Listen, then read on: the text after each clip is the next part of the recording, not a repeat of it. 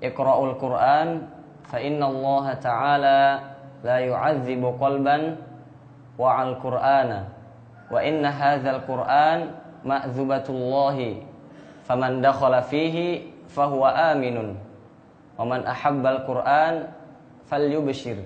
Di sini Nabi Muhammad sallallahu alaihi wasallam bersabda, bacalah Al-Qur'an karena Allah Ta'ala benar-benar tidak akan mengazab bagi hati orang-orang yang menghafal Al-Qur'an. Dan Al-Qur'an benar-benar merupakan jamuan Allah. Maka barang siapa yang mendatanginya, maka dia akan aman. Dan bergembiralah bagi setiap orang yang menghafal Al-Qur'an.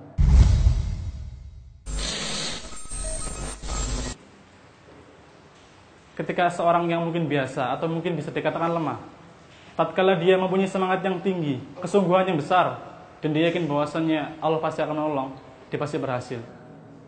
Nama saya Dio Anugrah Ramadan, umur saya 18 tahun. Saya berasal dari Jawa Barat, tepatnya di kota Majalengka.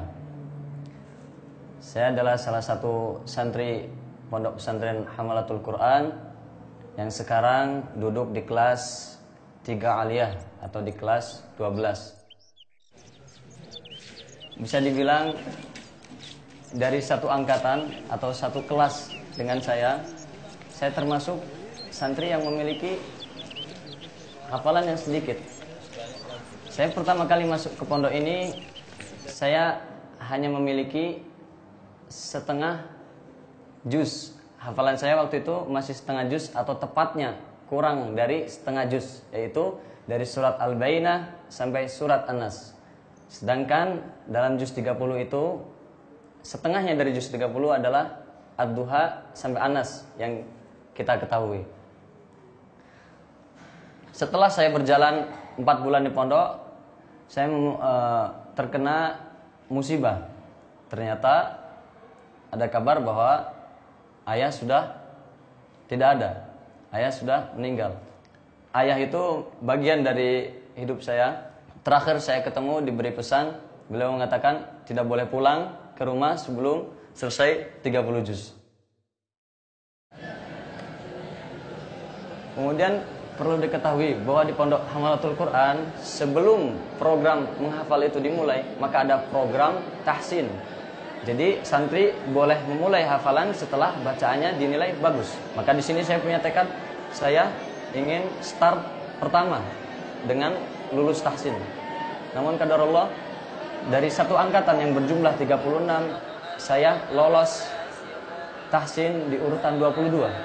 Akhirnya saya memulai hafalan itu termasuk golongan orang-orang yang terbelakang. Saya menghafal Al-Quran kurang lebih dari jam 4 pagi biasanya. Sebelum subuh saya sudah menghafal. Saya hafalkan itu Al-Quran sampai maghrib. Saya biasanya kalau jam 2 siang teman-teman tidur, saya langsung mengambil Al-Quran dan mengambil buku laporan hafalan saya. Dari kamar pergi ke masjid, membawa laporan hafalan saya di balik baju. Saya sembunyikan. Ketika saya menghafal, saya tidak mau laporan hafalan saya terlihat oleh pesaing, karena itu akan membuat pesaing lebih semangat. Kemudian saya pergi ke masjid dan saya sembunyi di bawah minbar yang biasanya untuk tempat khutbah Jumat. Saya di situ bersembunyi sambil masih memeluk laporan hafalan saya, saking takutnya dilihat oleh pesaing. Saya menghafal di situ hingga akhirnya waktu asar baru saya pergi ke kamar. Kenapa pergi ke kamar dulu? Karena biar pesaing saya mengira, oh Dio ini baru bangun tidur. Padahal saya baru ngafal di bawah minbar. Di pondok ini kalau menghafal itu dari juz 30, kemudian juz 29, setelah menghafal juz 29, masuk ke juz 1. Singkat cerita, saya mengalami kesulitan menghafal di juz 29. Saya menghafal juz 29 kurang lebih dalam kurun waktu 2 bulan kurang. Saya juga pernah mengalami sangat mudahnya menghafal di juz 14. Akan tetapi itu hanya terjadi satu kali dalam saya menghafal Al-Quran. Setelah saya menyetorkan satu juz dalam satu hari di juz 14, kemudian di esok harinya yaitu di hari Minggu, saya menghafal juz 15, tapi hanya mentok di 1 lembar.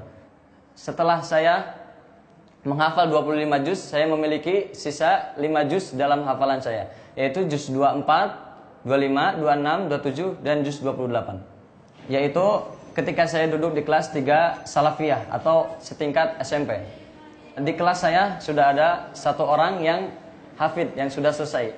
Akhirnya musyrif saya berkata sama saya, kalau kamu 5 juz bisa selesai dalam 1 bulan, Ustadz kasih hadiah. Kemudian ibu saya pun menelpon, kalau kamu selesai 5 juz dalam 1 bulan, ibu kasih hadiah. Kemudian saya berpikir, saya belum pernah melakukan menyetorkan hafalan 5 juz dalam 1 bulan. Paling mentok 1 bulan itu 3 juz. Namun karena dengan dukungan musyrif saya yang Masya Allah semangat dan selalu mengejar saya, selalu mendukung saya, akhirnya singkat cerita saya menyelesaikan 5 juz tersebut dalam jangka waktu 10 hari. Alhamdulillah saya bisa selesai di urutan yang kedua. Sampai akhirnya saya di jenjang aliyah ini, alhamdulillah diberi kesempatan oleh Ma'had untuk menempuh ilmu Al-Quran yang lebih khusus, yang biasa kita dengar sanad Al-Quran. Kita belajar dari dia.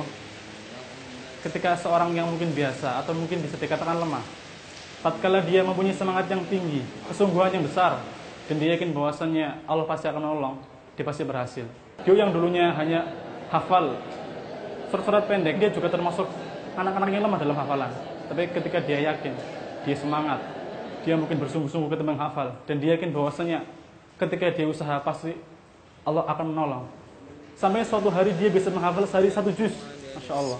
Itu tidak akan bisa seperti itu kecuali didasari dengan semangat yang sangat tinggi, semata-mata hanya untuk bisa menjadi seorang hafidhul Quran.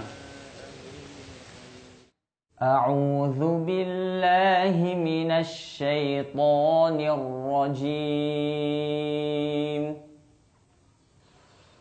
Inna hadzal Qur'ana yahdi lillati hiya aqwam wa yubashshirul